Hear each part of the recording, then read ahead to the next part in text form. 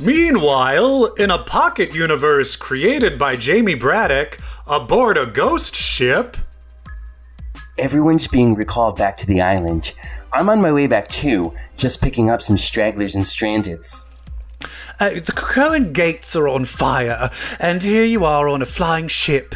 Does this thing run on vegetable oil or something? Well, that wouldn't account for it being able to fly.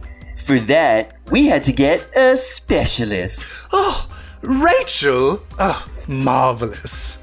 She's pretty focused on getting us in and out of here without dying at the moment, so maybe don't bother her? Hey, Bats. Hey, yourself, Kate says I should bother you. You're working. My girl worries, but I can multitask. Did you just call me your girl? I mean, maybe I did. I'm not your girl, you're my girl. Hey, you want to touch one of my spiky spike things? Ooh, you know I think it's so weird, but I like it. Okay. Oh my god. Oh my god, we're just both two girls. Lesbians.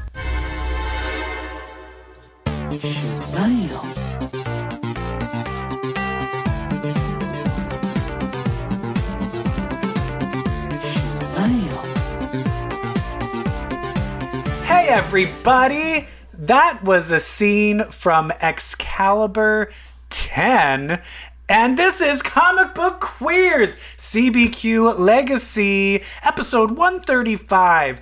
And my name is Evil Jeff, and here, as always, is my co-host Brett. As always. Hi.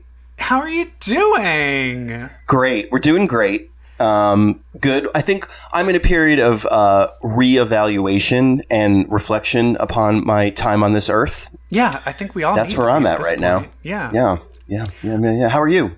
I'm doing good. Yeah, it's the world of comics are slowly dripping. Slowly dripping back in. Slow drip. Yeah, it's a real slow drip. In fact, last week we didn't really have anything, and I think next week it's like real slim picking, so we'll take what we can get. Yeah, well, last week there wasn't even a show. But we deserve some time off. We deserve some time off. Right. Right. But that's the one thing that I think maybe we can get into some, what are you gonna hit? Hot topics. Woo! There's kind of right now the world goes like this. When it comes to Marvel, you read the comics, you watch the movies. But for the most part, their TV is not too great. I know you'll disagree with Agents of S.H.I.E.L.D., I guess. But with DC, it seems you don't read the comics, you don't watch the movies, but you do watch the TV. The TV is amazing. And we'll get into a DC TV show later on in a later segment. Yeah. But I think the biggest news coming out is they finally released a trailer for Doom Patrol, the second season. It's about damn time, because Titans has had 2 seasons. Why not Doom Patrol? I know. Well, Doom Patrol came out after Titans, right? Yes. Sure. Because they first appeared in the first season of Titans. Yeah, it's all very good. What is that called? Remember when sitcoms used to have like a pilot shoved in? Like there was like a pilot crossover? Oh, spin-off. Yeah. Like, there is a word. The Golden Girls one with Rita Moreno. Yeah, do you know what that one was? What is that called? It was Empty Nest. No. Oh, I know that. And then they totally changed the concept. And then they literally didn't have, and they only kept garbage. They only kept the annoying neighbor. Joe Isuzu. Yeah. What was that like? I guess that was a spin-off episode. Maybe it was a spin-off episode because I think they did that with Maude and the Jeffersons. Yeah. On All in the Family. Anyway. Yeah. What did you think of the Doom Patrol trailer? Which will be on HBO Max. Yes, which I love. Although the branding is very confusing. I hear they're changing everything because I subscribe to HBO Now so I could get Watchmen. Mm-hmm. And then I was like, wait, so what's HBO Max? Am I going to get that automatically? I fucking better. And I did. Yeah, I got mine updated automatically. But other people, they get HBO through like Hulu or through Amazon, and those people don't get HBO Max. So it's very HBO Now. HBO Go is going away. HBO Now is now HBO, and HBO Max is so now that you're just going to have HBO and HBO Max, which But is I'm just HBO like, or HBO plus all this other stuff. But how much cheaper is just regular HBO compared to HBO Max is not that expensive. No, and you get all this other stuff. So Yeah, why would you not get it? You get Friends. We just watched Network the other night on HBO Max, and I highly recommend it. It was made 45 years ago, starring Faye Dunaway. Amazing. And literally, it's all the news that is happening now. But 45 years ago, you're like, and nothing has changed. Oh, well, that's good. That's kind of a relief. Yeah. Although my boyfriend was like, this is depressing because nothing has changed. I'm like, well, yeah, true. Anyway, Doom Patrol, what'd you think? Doom Patrol, I thought it looked great. I can't wait for Doom Patrol. I think it is so much fun. I think all the actors are just delightful in it. Season 1 was amazing. It ended with the introduction of Dorothy Spinner, a great character from Morrison's run. What's the bad guy's name in the first season? Mr. Nobody. How did it end with him? Didn't they kind of just like, they fought him in that dimension, that pure white dimension? But did they just escape or did they like kill him? I don't think they killed him. Oh, I don't remember. We'll have to revisit that. But it kind of looks like Dorothy Spinner might be like the out of control force that might be kind of the person they have to battle. Like the antagonism comes from her. Yeah. Yeah. So you find out, they reveal it in the trailer because they gave it away last season, that Chief kept himself alive all these years so he wouldn't die and leave her alone, basically. Because that would end the world, which seems to be the premise of the trailer. That she's way more powerful, I think, than her comic book counterpoint is. Yes. Because the comic book counterpoint, she could just come to life create characters, her imaginary friends, and they show her do that in the trailer. But I bet you they kind of make anything she thinks, she probably is like a reality warper. Yeah, she'll be like a Proteus. Like I think they showed like a spaceship. I bet you she just imagined the spaceship and then flew away in it. Like I think it's like, yeah, she's like way too powerful. Yeah, but I'm in it more for Rita Farr and Cyborg and Negative Man and Robot Man. They're just so great. They're so great. And if Crazy you haven't Jane, watched Doom Patrol or listened to us wax poetic on it when we went through all the episodes of the first season and these on our show, the Doom Patrol, it's literally like people with like their powers are just kind of not in control and not good and aren't reliable. And how do you form a superhero team out of that? And we can kind of see Rita trying to use her power, like make her powers useful. Really get them under control, yeah. And there was some kind of comic effects there of her not being able to do it. She's my favorite. Yeah, she's great. I love them all. I love them all, but I stay for Elastigirl on that show. I mean, I stay because it's great, but you know what I mean. HBO Max also has Legendary, the ballroom competition. I am obsessed. I've only watched the first episode. I haven't watched any more, but I will so watch good. more. You have to watch it when they start eliminating people, because then it gets very emotional. Mm-hmm. I like the judges. And then the long-haired guy judge, Law Roach, is like the Simon Cowell. He's like so bitchy. Yes, I like it. She's so beat, girl. Yeah. But they have a different celebrity every week, so it's not always... Who did they have sitting next to Jamila? Or not it was a female rapper. No, Megan Thee Stallion is she's a always permanent there? judge. Oh, okay. Yes, but it was... they have Elektra. Episode 2, the fourth judge is Elektra from Pose. Oh, Dominic Jackson. Nice. I can't remember. And then last week, episode 4, it was Nico Tortorello. Who, oh, my God. Yeah, he's a bit much. It's great. Oh, and Tyson Beckford. Wasn't he the first one? I don't think he was in the first episode. Well, he is on one of them, and How he old is he iconic. now? Is he in his 50s? He looks great. He's probably 50. Great. Of course he looks great. Oh my God. He is the most iconic person on the planet. There, I said it. Tyson Beckford. When Tyson Beckford walks out, you're like, oh my God, it's Tyson. Yeah. Anyway, Doom Patrol. Cannot wait. There's a lot of DC stuff on HBO Max. But not all the DC DC section. stuff. They need to fucking... Not all of it. They need to just... They need to get rid of DC Universe and just put it on in HBO there. Max. It doesn't make any sense to me. Get with it. Get it together. Get it together. Can we get together? All right. So I think that is enough of Hot Topics. I think we need to cleanse ourselves of that. And cleanse ourselves of some X comics. Hit it!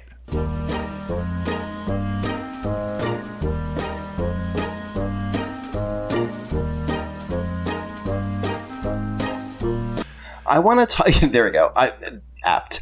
I want to talk about that them New Mutants, please. Can we? Okay. They're on Krakoa. I have a big. You have a bone? There's a big plot hole. Can you guess what my plot hole is with this? Why not just use Danny Moonstar and give her original powers back? Yeah. Like, they're literally setting it up. Instead of Wildside? Yeah, they're literally setting up like, oh, she's having nightmares. She's being controlled by her nightmares. And they're standing there, the only person who hasn't been sucked into this New Mutants, pun intended, this New Mutants' new powers, is Danny Moonstar sitting there like, oh, well, she's just being trapped by her nightmares. Wish we could do something. I'm like, that is your power. Like, literally your power is to... I mean, it's not anymore. It's arrows. And fears. Like, what it's is arrows. going on? It doesn't make any sense. This better be an arc. It doesn't make any sense. This better be an arc that restores her original powers. I'm just waiting for them to be like, because she's kind of the only one left, where I'm like, they better be like, she should be like, oh, well, let me do this. And then fixes it. And then they're all like, why didn't you fucking do that at the beginning? And she's like, you know what? I've just been doing these dumb arrow power things for so long. I forgot what my original powers are. Ugh. It's just annoying me, Brett, a lot. Yeah. It just makes me feel like the person writing it has not read like the New Mutants. Yeah, I mean, I don't know. I mean, maybe we're getting there, but she really has not had those powers in so long. Well, I mean, we have to remember, she lost her powers in 2004? Isn't that when House of M was? Sure. And she only gained her powers back last year. So that's like 15 years of her having no powers. And then even before that, she didn't use them that much because she was just a teacher. Like, she wasn't even, like, on the field or anything. So it really wasn't even... And then for the 90s and X-Force, they didn't have her use the powers a lot. So I'm thinking it's, like, early 90s was the last time she really used that power a lot. It was when that power... When she could make solids. How did she lose that? We gotta go back. We gotta go back and look at Moonstar. I will say, in the one where the new X-Men formed with like Elixir and all of that, she did at one point use her powers on what was his name, Wither, because Wither was getting out of control, and she suddenly made him think that he killed Wallflower. And it was the first time I saw her use her powers of making him believe his greatest fear actually happened. And that was the last... So that did happen like in 2001. So that was the last time she... But then she never did it ever again. So it was the last time she ever really used those powers. Can we just like have her use them again? Driving me nuts. But what else did you think about that? I'm sick of a new... Like this new person's powers, I don't find interesting. I don't care about this new person. I just want that person this new mutant to be killed. I don't know. I'm just the whole thing of like, here's another new character. I don't care.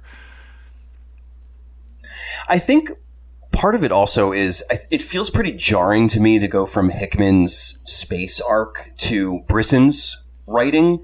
Like, Brisson's stuff is more... it's more in line with the Nebraska adventure. Yeah, and I wasn't crazy about that either. Yeah, and so that really now is like that's the creator now, and so that's the style, and that's going to be the brand of the book. So it's just odd to set the expectation of the Rod Rice Hickman space stuff and then not have the book carry that tone through. Yeah. I think that's what I'm struggling with the New Mutants. Yeah, it seems all over the place. Yeah, I mean, it's nice to see them all together. It's nice to see the New Mutants in action. I feel like I'm being slapped around by this book, and not in a good way. But here's kind of the interesting thing I find is what's most interesting to me about all of this is Krakoa and everyone's interactions on Krakoa. But because it's a comic book, we need to send them out and go into battles. When I personally would just rather them... I would love to see the New Mutants living next door to the Mutant Liberation Front and getting into fights with them. And them having to, like, live together peacefully, but they hate each other because they're mortal enemies. Like, I find that is a way more interesting story than them going out and getting some nightmare mutant girl. Totally. Yeah, you know, it's... There, I think often I feel like this line, the Dawn of X line, is falling back into some of the same bad habits of what the X-Men did before. Yeah. I agree. Like, it's just, you don't need to invent. Like, you've got so much already established to play with that it's just, I mean, I understand there are mutants out there, and it's like a lot of this is about bringing them to Krakoa, making sure mutants are safe. So you gotta have new mutants in there. But that doesn't have to be the whole arc. That can be a few pages of like, we just got this new mutant. It could be a reason to have a more relationship-based arc. I mean, you know, and there's a lot of good character interactions in this book. Sure. Love Dougie. Love Boom Boom. Yeah, but once again, I feel all those interactions could happen on Krakoa and be more interesting rather than in a nightmare mutant battle. Yeah. And I love that Danny Moonstar references Poltergeist. I still wish, because it's some places are just like, oh, this is Russia. But then this one, it's like, oh, this is a fake country. Carnelia. I'm like, just make it Russia. Just use real countries. It's so big. Yeah. Fuck Russia right now. Yeah, fuck Russia. We need to be making Russia the enemy. They're trying to destroy us. They have been for years. Yeah. Yeah, Russia and China, we're not doing too good. And Russia and China are like, oh, we can just run amok. So let's put it in the comics. And it seems like we're going to... Next issue, I feel like we're going to get some Hisako flashbacks. Like, we're going to finally get to know kind of who Armor is as a character. Yeah. Which I welcome. Oh, I was going to say, I don't care that much. But. I mean, but if she's going to be this prominent, then she's currently got no definition to me. True. Outside of her power set, like, she's basically Danny Moonstar Light. Yeah. And frankly, I deserve better. Yeah, open up to us, Armor. Why are you so guarded with an armor? Why, yes. Why are you so closed off? Is this the first time that she's used her armor and had other people in it? Like a force field? I don't know. It's cute. All right. Anyway, I kind of want to have her and Glob get together where they have like sex like with his Glob form. Ooh, with their big pink bodies. Yeah. Yeah, the Glob scenes in this were fun. So I guess, though, he's going to be Age of X-Man Glob from now on. I guess so. Fine chicken's fun. Yeah. I'm going to make that recipe, by the way. Does everybody remember everything from Age of X? Or not? Or is that Age of X or the X-Man universe? I think so. Yeah. So do they have like a whole like, hey, I have this whole other world where I couldn't have sex? Like, do they have that whole world in them? That's why they started Orgy Island. Because they're like, oh my God, remember that world we couldn't have sex? That's probably why. Yeah. And they're like, let's just what a fun nonstop fucking. Have you also noticed on CBR and other things, people are really starting to go in on the Jean Grey, Wolverine, Cyclops, Emma Frost. Yeah. No, people are picking up the subtext for sure. But also people are kind of like writing like, what does this mean? Are they... Oh, and I forgot there's a term. I forget what the term is, but there's a term where it's like everybody's straight. Like, it's imagine if like two guys and a woman are in a polyamorous relationship, but sometimes it's everyone's straight. So the two guys, even though they're all in a relationship together, the two guys don't do anything with each other. So that is like a certain type of relationship. But then there's also full polyamory where everyone's just like pan polyamory where everyone's just doing everything. So so it's just kind of but I personally feel that the subtext is that Cyclops and Wolverine are absolutely having involved as well. The thing that I find strange is that when Cyclops is alone with Emma, they very much hint that they're still having sex, but Emma doesn't seem to be involved with the sex with the three of them. So I find that also very interesting as well, where they're all like, we're free to fuck whoever we want, but Emma's like, no, I'm not getting in bed with Jean fucking Grey. Yeah, I mean, it's just about what everyone wants. Like, Emma's very hetero, for as fabulous as she is. Can you imagine? But are any of them hetero? I don't know. But I'm just Emma would totally have sex with Jean. I think but it would be like a mind. This is what I picture. I would love to write an awkward scene, like a side story of just Jean, Cyclops, Wolverine, and Emma Frost have a drinking game. They have a fucking drinking game and end up playing like Truth or Dare. And all I know is it just ends up with Jean Grey and Emma Frost on a couch watching Cyclops and Wolverine have sex with each other. Amazing. Oh, that's so hot.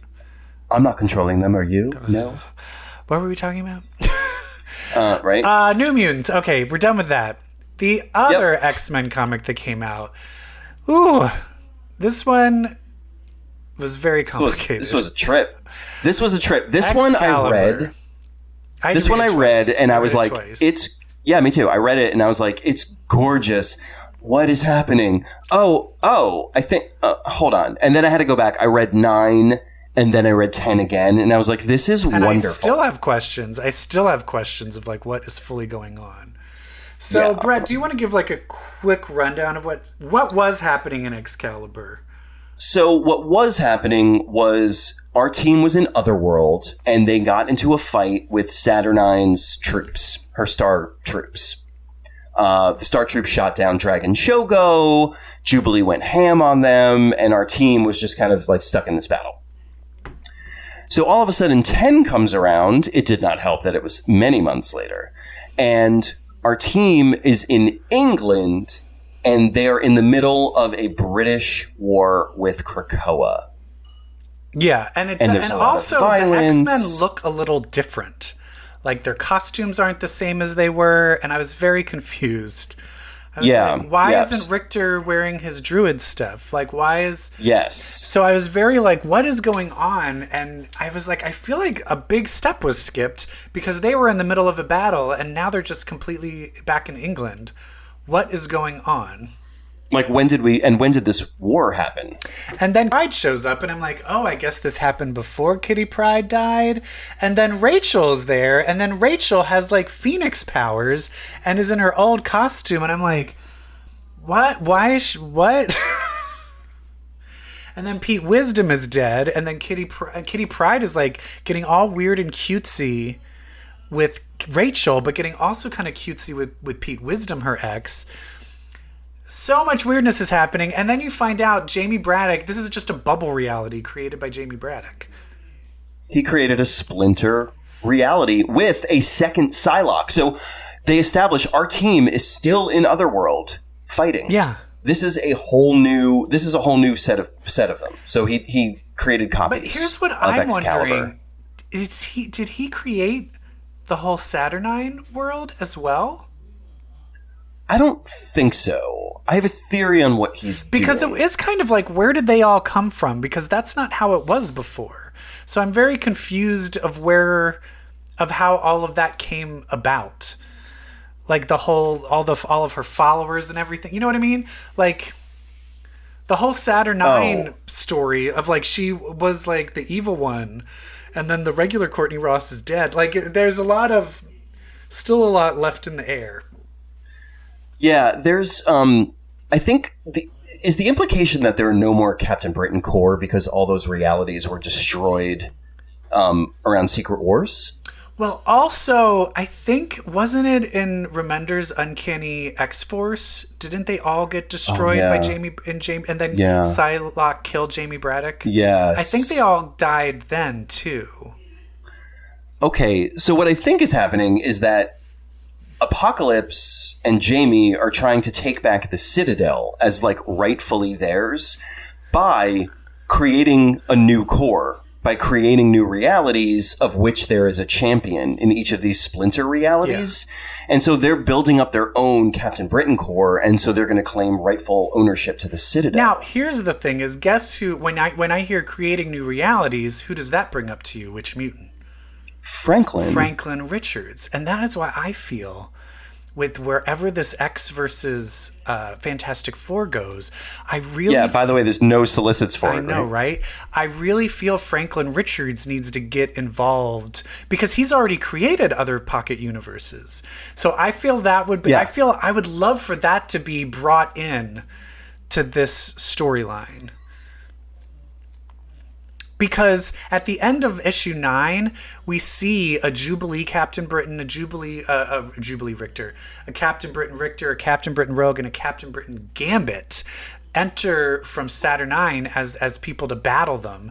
And you're like, where the fuck did they all come from? And we find out in this pocket world where they were all duplicated, Jamie Braddock just kills Betsy. And from that moment, there's a split off. And all... 4 new realities. Yeah, there's 4 new realities where where Jubilee, Richter, each one of them. Rogue, and Gambit each grab her amulet and take over the role of Captain Britain. So now there's all of these weird branch-off realities happening. And then we finally get back to the actual battle in Otherworld where they're coming to battle them. And my brain is just like, this is so complicated. Do I like this? Yeah, it wasn't... Or do I not like this? I can't decide. I love it. It was when I saw Jubilee in Jubilee's fireworks way in the background of her going ham on the Star People in outside Jamie's window. I was like, oh. And then the data page at the end where they kind of spell it out for you. I was like, oh, okay, thank you. Yeah, it's kind of crazy. And they're calling it the Reality Incursions. Yeah, that's a loaded word. That's why I referenced Secret Wars. Yeah, but then here, if you look at the coming soon, we have to wait till July 29th for X Factor 1. We have to wait till July, 7th for a new X book. Yeah. Son of a bitch. This whole thing is fucked. I still don't understand why. Why... Because they have all these comics in the wait. Why are they releasing them so slowly? And there's a lot more books that just don't seem to have a defined future yet. And I would like to talk about some of those right now. Hit it. You gotta get a comic if you wanna get ahead. I have been reading... I'm very excited for Children of the Atom.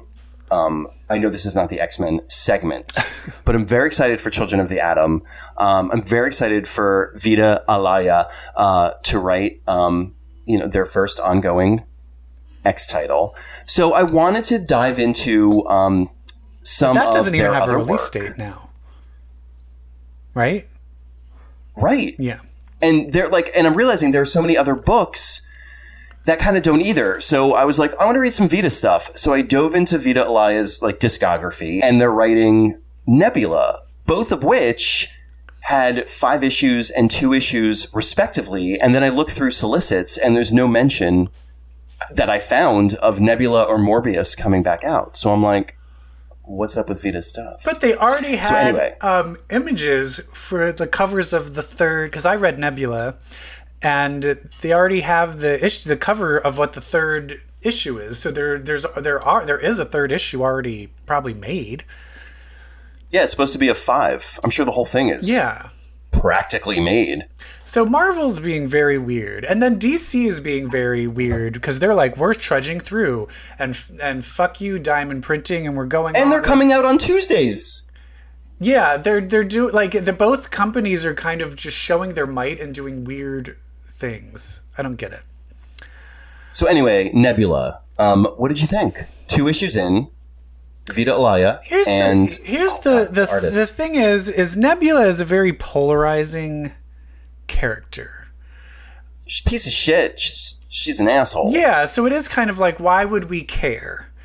And so it's kind of amazing that it's like you can take some of the most tired trope, but it's the perfect trope to use, which is amnesia, like the perfect soap opera trope Yeah. of taking an evil character, giving them amnesia, and having someone being very nice to them, and having that end up proving, and then kind of as a new way to qualm and add moral conundrums. Especially because the main plot is Nebula has implanted almost like, what's that Inhuman? What's the Inhuman that her powers are kind of like now? Karnak, right? It's almost like her powers are like Karnak as now, don't you think? Yeah. Where she can guess the probability flaws and things of what will give her the best outcome in a battle. Like she has it implanted. But she does some awful things. Like she basically kills this family of this scientist, kidnaps the daughter, puts like some bomb in her head. Mm-hmm. Makes the dad scientist put this probability thing inside of her, and then she just leaves, and I'm like, well, does the daughter just still have the bomb in her head? Does she still have the bomb in her head? Does the daughter just die after that? But she ends up crash landing on a planet, being rescued by some other girl in this like kind of desert planet, but she doesn't remember who she is. Yes. And she's kind of like not that much of an asshole without her memories. And that's the thing is, what has Nebula's sexuality ever been? Has she ever had like a boyfriend or anything? I don't know, but I am picking up some heat between her and the woman who kind of rescued her. But I think just looking, like if you just looked at Nebula, I mean, you would be like, you're a friend of Dorothy. Like, you know what I mean? Like you'd be like... Yeah, if she had a girlfriend, I wouldn't be surprised or mad. Yes, but I definitely feel, because then also at the end of the second issue, is that there's someone that recognizes her. Yeah, someone who what is the character who found Nebula? She's like, I think I know someone who can help us, and then she goes to this person who is supposed to help them, and she's like, you, and she starts trying to kill Nebula. So they know each other. And this person is very butch. Like is it a woman? Non-binary? Very non-binary. Very non-binary. Very non-binary. And so I'm kind of loving where it's like there's just this world of her exploring. Yeah, it's just like it's all women and non-binary kind of characters, and it's like, fuck the men, let's just kind of explore this world, and it all makes sense, and it all seems very exciting and new, and I want Nebula to kind of get her coochie licked and have that make her kind of question her evil ways. What if she's been evil this whole time just because she just wanted to eat a pussy? I mean... Can you imagine? Would love... Yes, please. So I think it's very well written. I think it's very fun. And I will say reading this makes me excited to read Children of the Atom. Because I will also this is a lot of fun. There's also a lot of, I would say there's a lot of like, I'm trying to think of what's the right word to put. There's a lot of, I mean, it's definitely very modern, especially like it has like very like kind of female empowerment, including people that could be non-binary or there could be queer things going on. There's a lot of kind of current issues kind of put into the comic, but not like over your head. Not like, hi, I'm Snowflake and Safe Space, the superheroes. You know what I mean? Lord. So hopefully that was canceled. So it makes me feel excited to see how they are going to approach handling Children of the Atom. Yeah, me too. I cannot wait. This book's a lot of fun, and I look forward to the next issue, and I hope it just doesn't disappear. Like, I'm worried that books are going to disappear that never got to see their story to completion. But I would say, but why? Don't let that happen, Marvel. Why? Why would they? Like, why? They're already, I know, right? They're already made. I don't understand why they're holding back on it. It's very strange to me. Give us the books. Yeah. Did you read any other Marvel comics? No. Did you read Morbius? No. Oh, okay. I did not get a chance. But I will. I read the Miles Morales Spider-Man. Oh, how was that? It's okay. Because there's now that's the new world with the Outlawed, where they passed a law where no one under the age of 18 can be a superhero. And it's weird because the way they're presenting it is like the people, they're called Cradle, like the acronym. Cradle is the company, like the SHIELD whatever division that's like supposed to arrest all of these teenagers. And they're just played off as these kind of like maniacal villains with like handlebar mustaches and like, you're not allowed to be being a superhero. We're coming to get you, Spider-Man. Like, it's very weird. I don't know. I felt like it feels very like It's a Hard Knock Life, Annie, like superpowered Annie and superpowered like Mrs. Hannigan coming to get them. So I don't know how I feel about it. It was weird. As long as it's not the Jamie Foxx version. Did you watch that? I've never seen it. I heard it was horrible. Mostly because of Cameron Diaz. Watched it. And it's one of these things where you're just like, there's whoever producers are where they're like, oh, it doesn't matter if you can't sing. We're just going to auto-tune it. No. The girl who played Annie, she's from Beasts of the Southern Wild. Great actress. Quavanze, right? She can't sing.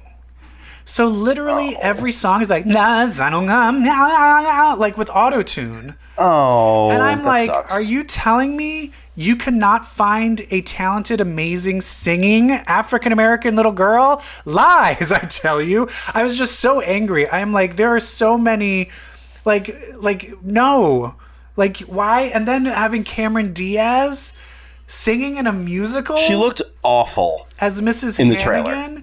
She never acted again. That was her last role. She's retired from acting. Did you know that? No. Yeah. Good. Well, good riddance. Anyway, that was garbage. Miles Morales, not too impressed. Did you read any? Go ahead. No, but did you see the video game coming out for PS5? They're going to do, everyone thought Miles Morales Spider-Man. Yeah, controversial. Everyone thought it was like a true full game, like a true sequel to the PS4 Spider-Man. It's not. It's like an expansion pack available for the PS5.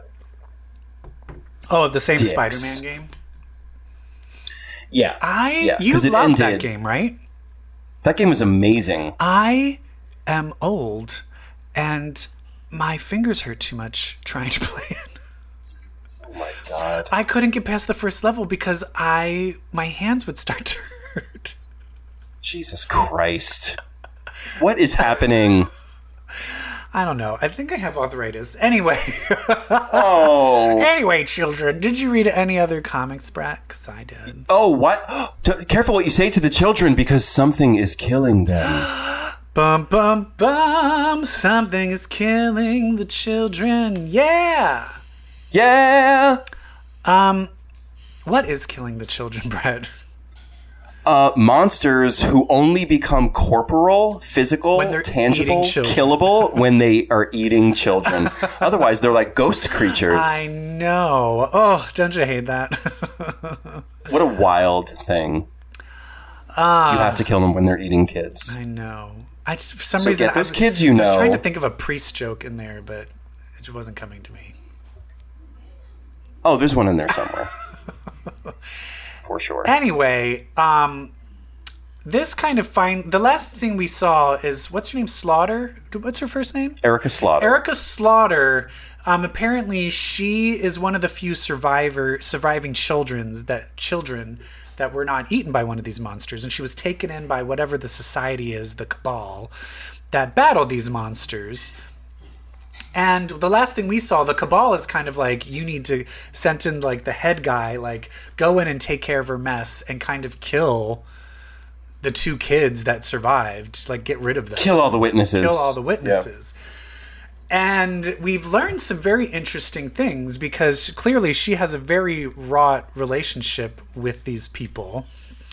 But the interesting thing is she's like, you stay away from that little girl. And he was like, hey, like, I don't know that the only reason you brought that kid with you the whole time was that you could use him to mask your scent and he would be kind of bait. So you're just kind of like, oh, like her intentions in the beginning were kind of shitty. Yeah, she wasn't really saving him. No, right. but now she's slowly coming around, and I do like the idea where it's like this guy whose sister was killed, the gay kid that survived, and then this creepy little girl that survived, and Erica Slaughter are going to be this kind of new team trying to battle not only the monsters but the Cabal that wants to keep it a secret. I love it. And the Monsters this Babies. This needs I to love be a it. TV show. I'm like, this would be such a great... Isn't it going to be? Is it? I think so. I don't know. I mean, I just feel like it's perfect for TV. It's so perfect for TV. Come on. It's definitely going to be. I know. It's so good. It's so good. James Tinian IV. So good. Queer creator. We love to see it. Yeah. Yes. Has he written anything else? Oh, we've been over this. I don't remember, though. Yes. Batman. Oh, cool. He's Batmaning. He's Batmaning. Yeah.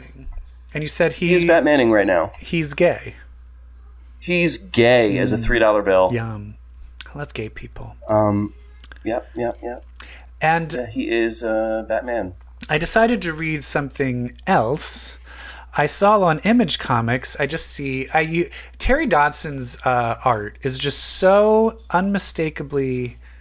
Like, you literally immediately know when it's Terry Dodson drew something. You said I read a Terry Dodson book, and I was like, oh, I totally saw the cover. Like, I didn't even know. You don't need to see the name. Like, you just know it's a Terry Dodson cover. And so I just saw this, like, beautiful woman, and it says Adventureman.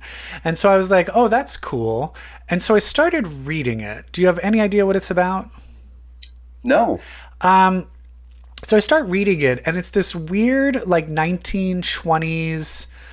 I don't want to say steampunk, because steampunk is even earlier. This is a little bit later, but it's the same thing where it's like 1920s, but... Ooh, I'm in. But there's like super high technology in a weird way. You know what I mean? How steampunk is like the late 1800s with technology. Imagine the 20s with technology. Anyway, it opens up where like blimps and demons are attacking everything, and this police commissioner takes this key and like unlocks this symbol, and it releases the call for Adventureman. And Adventureman has a team of like women and men superheroes. There's like a magician. There's like a some girl. There's a girl that looks like Emma Frost, but she has the powers of Kitty Pryde. She's called like Ghost. She's like Ghost Burlesque or something. I can't remember the name of it. But she's like a burlesque dancer with ghost powers. Anyway, and then there's like a demon Satan cabal that they're fighting against, and that are trying to cause the end of the world. And so there's this huge battle. And I was like, this looks really cool. But then there's the dialogue. And I'm telling you, the dialogue... It literally does not stop with like, why don't you have a taste of science? Oh, well, why don't you take a bang out of this? Like, it's literally one superhero catchphrase after another. Like, literally, it's only superhero catchphrases. To the point where I'm like, what is going on? Like, this is getting... A fraction. What is happening? And I was getting to the point where I'm like, I kind of hate this now. I hate it. But it ends with them all being killed. And I was like, wait, what? Well, it doesn't end. And I realized it's like a double issue. And then it cuts to a woman reading this story to her son. And the son is like, thank you. What? They all die? And she's like, yep, it ends with them all dying. Sorry. And so then we cut to the story of this hard of hearing woman who has hearing aids, and she has a 10-year-old son. She has 6 adopted sisters, and they live with their father, and it's very multicultural. Like, all the sisters are of a different race. It's very like Shazam in that way.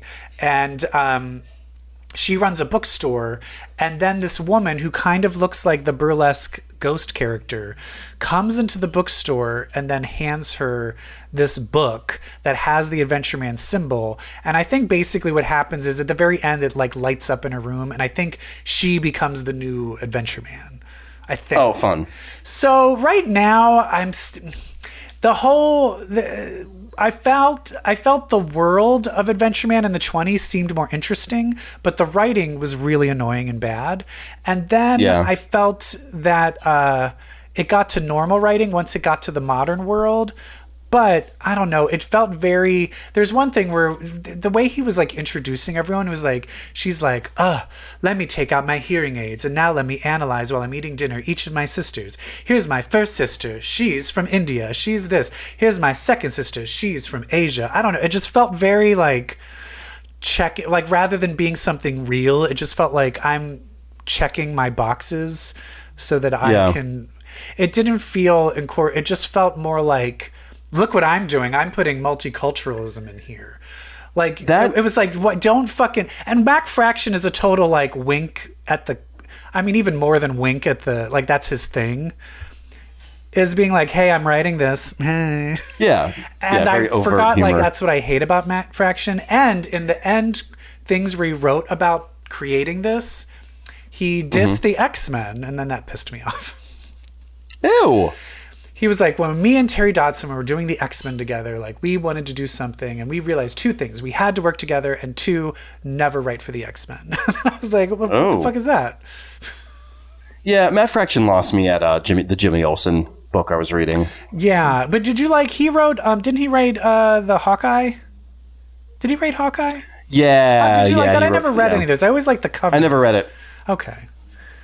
but it's supposed to be really good. Do you remember when, before in the old comic book queers, whenever we would talk about Matt Fraction, we'd be like, Matt Fraction, Matt Fraction, Matt Fraction, Matt Fraction. Yes. Anyway, so I read that. It was fun. It was good. Comics. They're out. Comics. Read them. Yes. Not everything's on paper. Maybe we should see more. Suddenly Seymour. Suddenly see more. Did you see more? Did you see more? Any more shows? I watched Harley Quinn. Are you caught up on Harley Quinn? I don't think that was the season finale, right? It seems like there's going to be one more. I think there's one more. This show It's so good. This show continues to astound me. It is- so good. What, so are you totally caught up? Yes. Episode 11? Yes. What they have done with the Joker. I didn't see any of this coming. No. The Joker is now in love with like a suburban, like shit talking Latina woman, and he's like, and so he's like, And it's like true love, and it's true making love. him But then normal. he's like, well, I'm still gonna like murder people, but I just love her.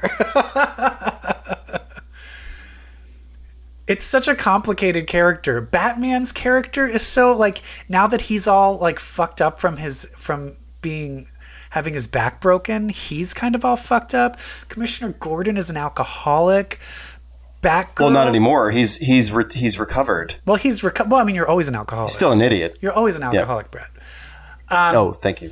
And then Batgirl is all crazy. The Riddler is now obsessed with being buff. With his body. Which it's like these little tiny jokes are just so, they have the ability of creating characters and giving them such unique point of views. And that was the thing, as someone who does improv, one of the thing is always like, when you're embodying a character, what is your character's point of view? Or is like, what's your deal? Like, what do you want? Like, what's your want? And they just know instinctively, every single character, no matter how small they are, they have to have a distinct want. And it's hilarious, and it makes the show so engaging, and it's what so many other shows are just missing, Yeah, like the Riddler, his want has changed. They forced him on a hamster wheel, episodes ago caught the Riddler as a prisoner, forced him to run in a hamster wheel for weeks, months on end, and now he's got a killer body. And he's obsessed with it. And that's all he wants, is to continue working on his body and show off his body, so much so that he doesn't know how to tell riddles. Yeah. or he doesn't care. Yeah. He's just like, riddle me the and then he'll just start flexing his bicep. So funny. It's so great. And as we talked about in the last episode, Harley Quinn and Poison Ivy have fucked. But Poison Ivy is basically like, I don't trust you with my heart. So I'm still going to get married. And so they're in this like kind of, Harley Quinn's heart is broken, but now she's had to like bring the Joker back. But the cool thing is the Joker came back, but she's not falling back in love with him, and he's not falling back in love with her. There's this weird where they were working together in almost like a good guy way, where Batman catches them and he's like, you two are trying to destroy the world. They're like, no, we're actually trying to rescue the Justice League. Save it. Yeah. And then he's like, oh. But and then Joker mentions his girlfriend. He's like, "You're what?" He's like, "Or my wife, or girlfriend." Batman's like, "Wait, what?" Like he keeps going back to Joker. Like, so she lives in the suburbs. Like, he just can't get his head around it. It's so good. But we're being led up to the end of where Poison Ivy has been brainwashed by Dr. Psycho. Yes, who has gone full supervillain, full heel turn for Dr. Psycho. And she has to now battle the love of her life. Can't wait. There's 2 more episodes. Two more for this season. Oh, it's gonna be so good.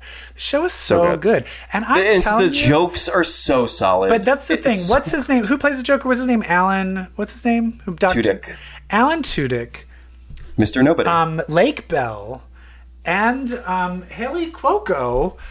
They are killing it. I do feel like the writing is good, but their delivery, their performances Lake Bell especially, are so fucking good. And did you notice she only talks in a heavy New York accent when she's around the Joker, which I find very interesting. Yeah. It's such a good show. It's brilliant. It's really, I think it's the smartest animated show on TV there. I said it. I never saw BoJack Horseman. BoJack Horseman lost me in the last season, but but what? You should watch it. Watch BoJack Horseman. I know. It's great. Yeah. You're like, I will. There's so much talent on this show, though. Yeah. And Jason Alexander, I should mention him too, does a couple voices. George Costanza, and he's great in it. Yeah. Who's the voice of Dr. Psycho? Dr. Psycho is Tony Hale from V. There you go. I mean, come on.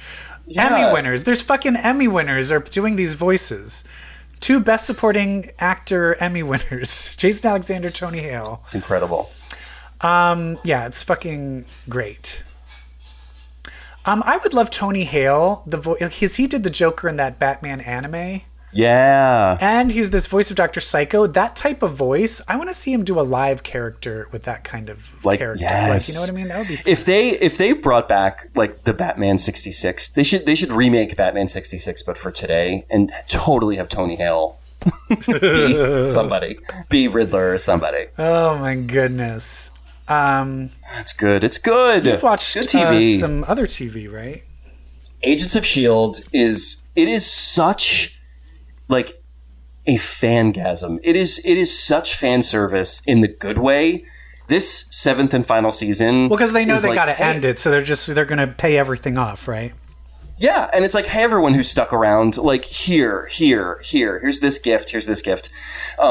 So the best part about the season is that they're time traveling through the history of S.H.I.E.L.D., starting at the beginning in the 30s, and they're making time jumps to all these milestones in S.H.I.E.L.D.'s history. Is each episode in a different time, or do they spend a few? Yes, the first one was in the 30s. The second one is in the 50s, but the third one will be in the 50s as well. Okay.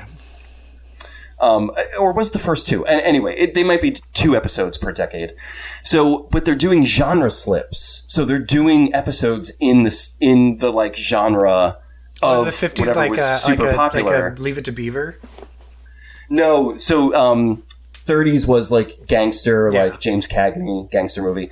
The first part of the 50s, and they're doing the title treatments in like All the About style Eve or something. No, it's it was called Alien Commies from the Future. It was 50s sci-fi. Oh, fun. Like theremin type stuff. Yeah. It was so great, and it ends. Like it turns out Area 51 is a S.H.I.E.L.D. base, of course. And so for most of the episode, 2 of them have kidnapped this like high-ranking government or military official for secrets on something. And it's just comedic. Like they're trying to torture him. He won't talk. Like they don't want to torture. And it's just like this whole back and forth. Yeah. It's like this whole interrogation with this wackadoo guy. And so at the very end, they drop him off from their spaceship outside of Area 51. And he's totally convinced that they're aliens from the future, that they're alien commies from the future.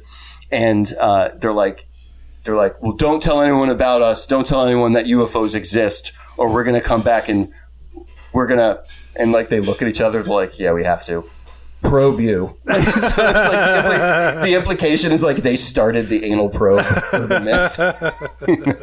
It's so funny, but what I'm excited about. So in the 50s, Agent Simmons is the British lady is posing as Peggy Carter. Mm-hmm.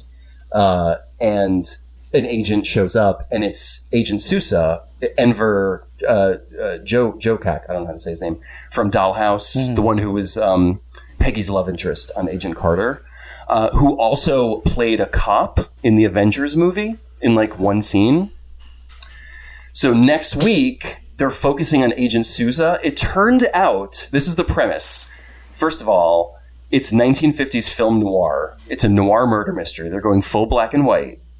And it's about the murder of Agent Sousa after he is the first one to discover that Hydra has infiltrated S.H.I.E.L.D. in the 50s.